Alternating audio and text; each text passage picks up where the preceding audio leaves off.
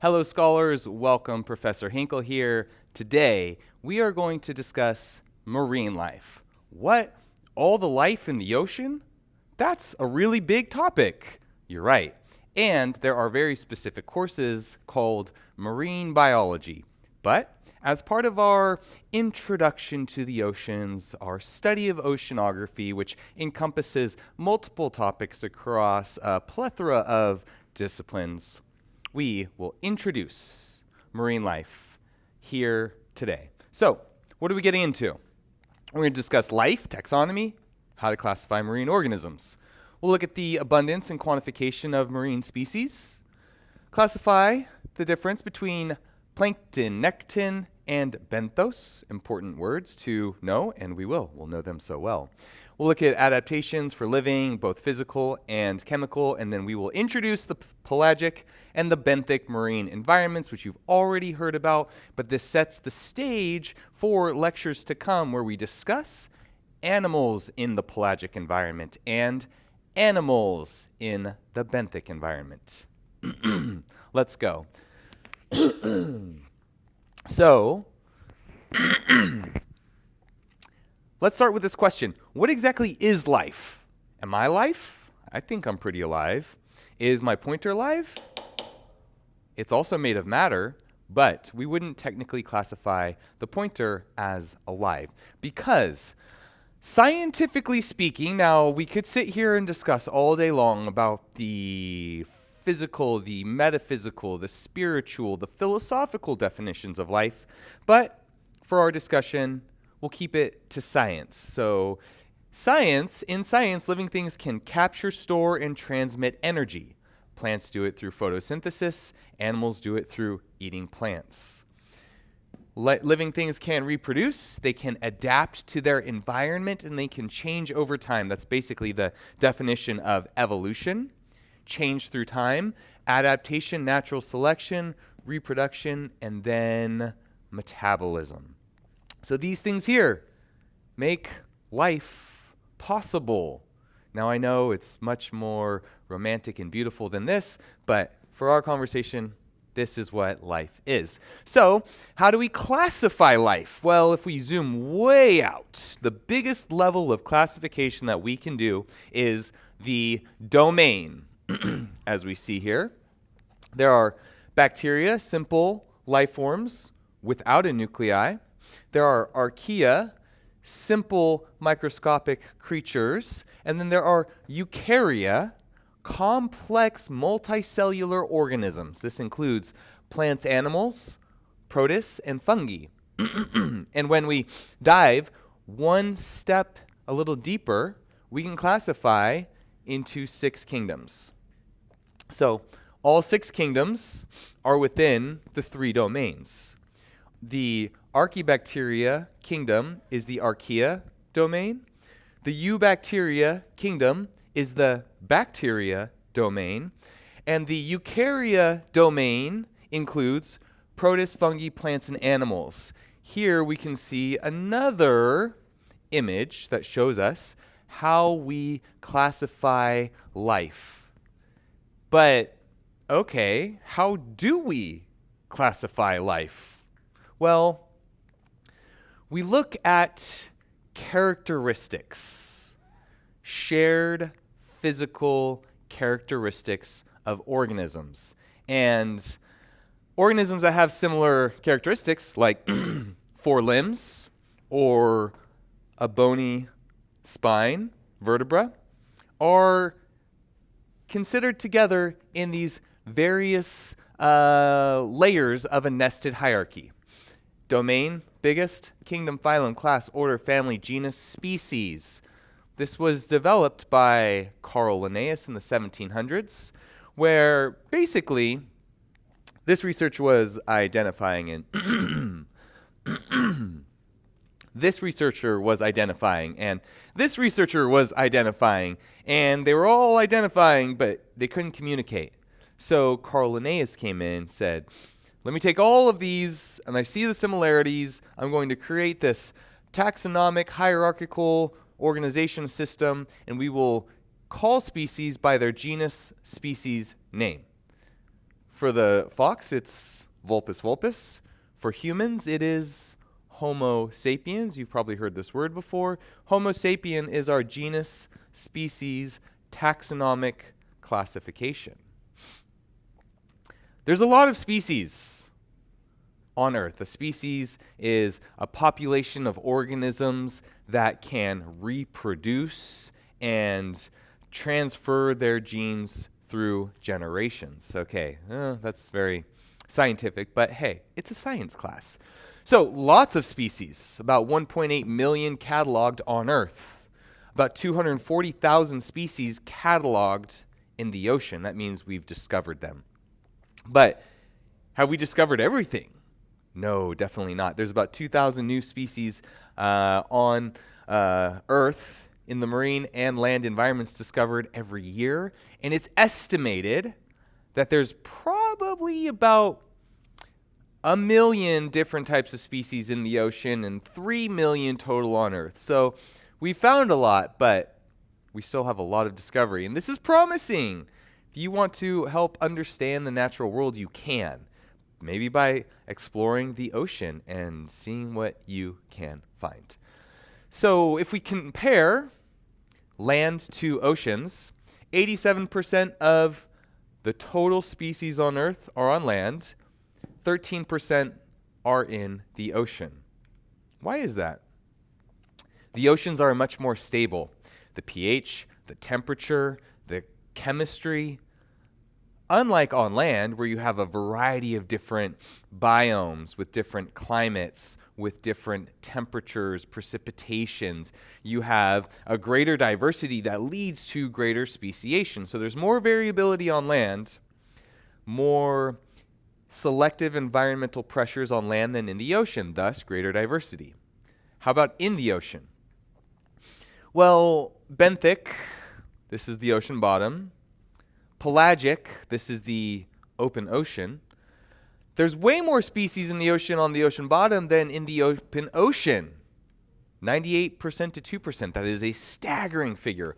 Most species in the ocean live on the ocean floor, which is counter to our brains where we think about sharks and sea turtles and jellyfish and all these different types of animals that swim through the ocean.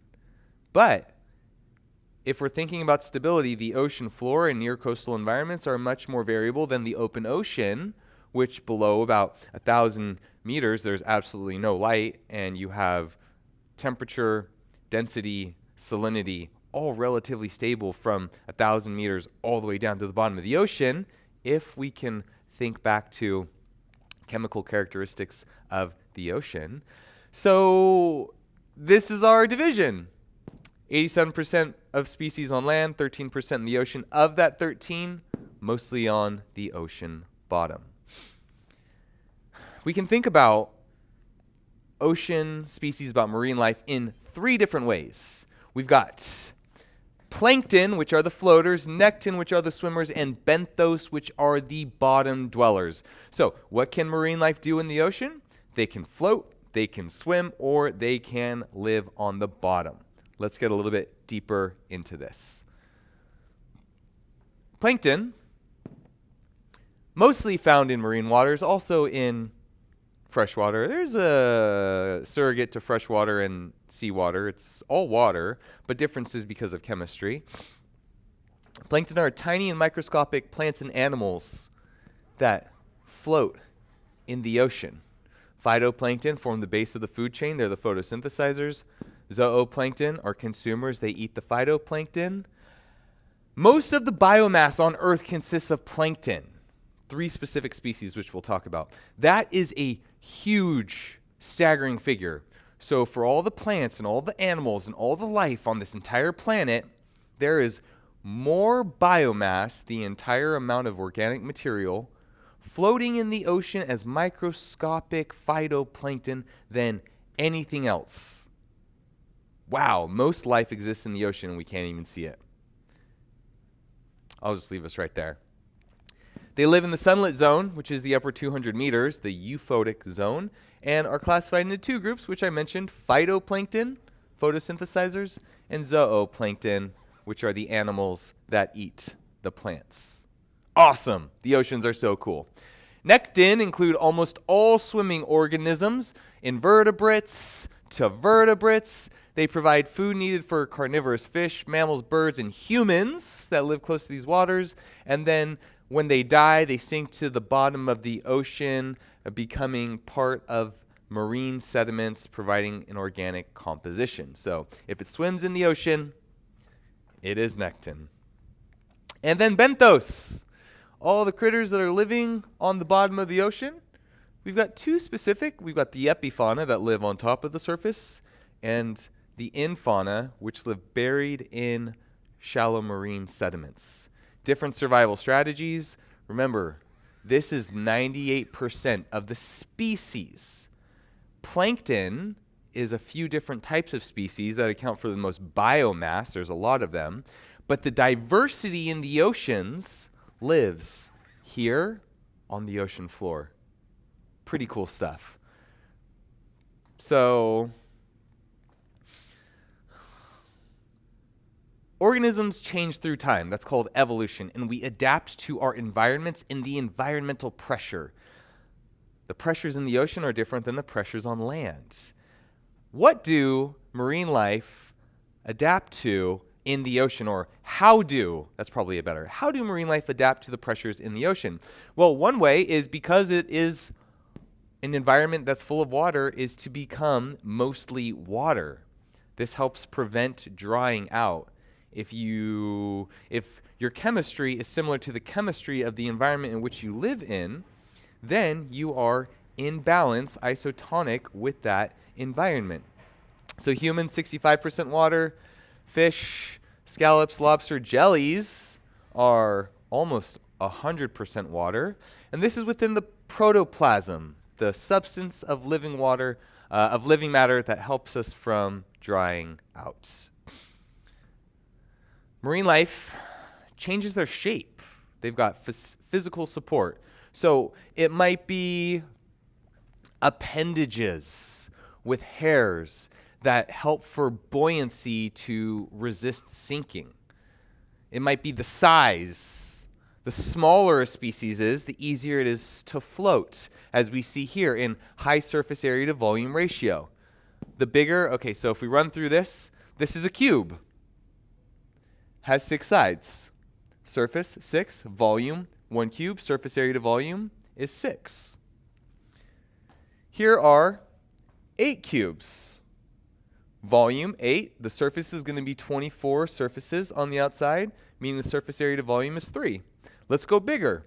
64 cubes, that's the volume. There's 96 surfaces, meaning that the surface area to volume is 1.5. So the bigger the organism, the lower the surface area to volume ratio is, the more likely that organism is to sink. Higher surface area to volume ratio, more buoyant, easier to float. This is why floaters tend to be so small, because they don't want to sink, they want to float where the light is. The phytoplankton need sunlight to photosynthesize. The zooplankton eat the phytoplankton. They just want to hang out and and float up there with them. So they're real small so they don't sink down to the bottom. Cool. Bigger organisms change their shape. Nekton, streamlined. So they have a flattened body, shonk, a tapered back end, and then usually some kind of fins for propulsion through the water. This shape provides the least resistance to swimming in the ocean, which means they use the lowest amount of energy to propel themselves through the water, adapting to the environment. Pretty cool. Broadcast spawning is a very common method for reproduction in the oceans. Basically, you have the male and the female emitting their gametes into the ocean water, letting them fertilize externally. Here we see a coral reef spawning. This allows these organisms to take advantage of the high viscosity of water to increase their reproductive chances and availability. How about chemically, what's going on? A couple things happening here. cells inside of marine organisms, all organisms, but in marine organisms, are permeable to nutrients, the nitrates, the phosphates, the carbon. So there's a free flow of nutrients in and out, as well as waste. It's kind of like if you drop, you've got a cup of water, and you put a couple drops of red dye inside of it. Eventually, over time, that red dye fills up the entire volume of water. That is diffusion. That is the movement of molecules from an area of high concentration to low concentration, where it can become homogeneous. This happens inside of the cells. But it can't, so cells inside of marine life can't just let everything in and out, or else they risk not being able to have correct functions. So what most marine life have are semi-permeable membranes that allow salinity through the process of osmosis. So using different concentrations, the semi-permeable membrane will either allow in increased salts or block increased salts. If the concentration is exactly what they want, it's isotonic, and then it evens. But the cellular hardware is intelligent enough to know, based on pressure differences across the semi-permeable membrane, what is it going to let in through water molecules and what is it going to keep out. Fascinating. I know we could talk all day, all night, all month on this, but alas, we must keep going. So marine animals need oxygen. There's various ways. Some animals come up and take a big gasp of air like whales and dolphins do. Some animals breathe oxygen that's dissolved in the water, like fish that have gills.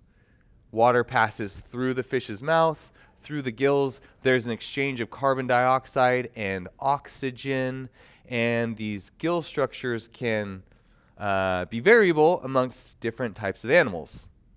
That's an amazing adaptation. Learning to breathe oxygen out of water? Imagine if we could do that. The places we would go. How much we would know about the ocean. It'd be really incredible. Water pressure. So as we learn in physical characteristics, every 10 meters of depth is 1 atm of pressure. That's a lot of pressure. So if the pressure changes at depth, that means that any pockets of air are going to also feel the effects of that pressure. Now, fish and various organisms have a swim bladder that will expand and shrink to allow them to float up and down, to swim up and down throughout the water column, and actually hang out in one area without sinking. There's other adaptations to water pressure, like having a collapsible rib cage in the sperm whale. Some of the deepest divers in the ocean, they can go so far down, and we're still learning about how far and why exactly they do that.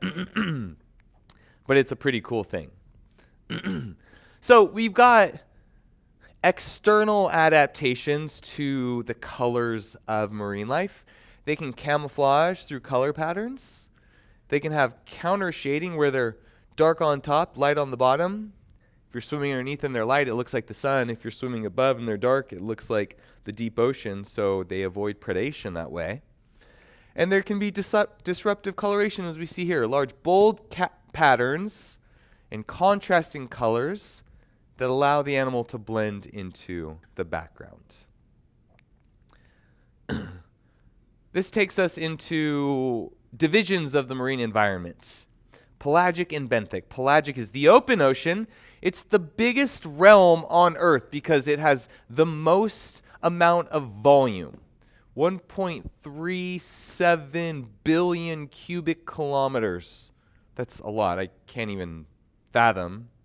There's a little bit of a pun there. A fathom is 6 feet, the original way to measure depth in the ocean. And unfathomable is the deepest parts of the ocean that you couldn't measure by dropping a rope down and pulling it up to see how deep it was.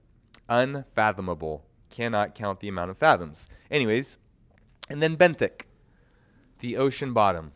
This is the lowest ecological zone in a body of water. And here we have sediments that play incredibly important roles for providing nutrients that are the basis of the food chain, more of which to come in primary productivity, and the stage is set for discussing animals of both benthic and pelagic environments. So life is amazing. It's beautiful and it is varied, and we can understand it through the classification of taxonomy that we can then communicate about how different types of organisms share characteristics. The marine environment is pretty stable, and it hosts a wide array of swimmers, floaters, and bottom dwellers, mostly bottom dwellers though. And then marine life has special adaptations for ocean habitats, and we're still learning so much about the deep ocean, so much about our oceans in general. It is an area of frontier research. So this is our brief introduction to marine life. There is life in the oceans, and they adapt to the ocean environment. Thank you so much. Have a great day. We'll see you on the next one.